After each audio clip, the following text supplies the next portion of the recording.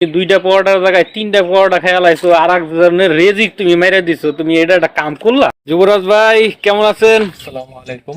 ওয়ালাইকুম আসসালাম। আলহামদুলিল্লাহ ভাই, আজকে আমরা এই হাসনাবাদে শুটিং এ আসছি, কেমন লাগতেছে আপনার কাছে? অনেক ভালো লাগতেছে। পরিবেশটা অনেক সুন্দর। সময় এই মনোরম পরিবেশে কাজ করতে স্বাচ্ছন্দ্য বোধ করেন? খোলামেলা জায়গায় কাজ করতে ভালো লাগে। আচ্ছা আচ্ছা, তাহলে এখন যাব জয়নালের কাছে। জয়নাল, আমাকে জিগায় না, আমার মন ভালো না। কেন কেন কেন, কি হয়েছে? পরোটা খাইছি দুইটা, তারপরে কত কথা শুনাইলো। এরকম দুইটা পরোটা খাই সারাদিন কাজ করা যাবে না। তুমি এমন একটা অকাম করে বইছো যে তুমি দুইটা পরোটার জায়গায় তিনটা পরোটা খেয়ে লাইছো, আর একজনের রেজিক তুমি মেরে দিছো। তুমি এটা একটা কাম করলা? আমার পলিটিং এর তিনটা তিনটা আমারই দিচ্ছে। পরোটা বাদ দিলাম, মানে পানিটা তো খাইতে হয় নাকি? হ্যাঁ হ্যাঁ, তো পানিটা যদি আমি তৃপ্তি পিঠা না খাইতে দিতে আমার গলা শুকা যাবে। এই যে রোদের মধ্যে কাজ করতেছি, পানিটা নিয়ে পর্যন্ত আমার তো এইভাবে নিছে ভাই, মানে সেইটা কি হইলো?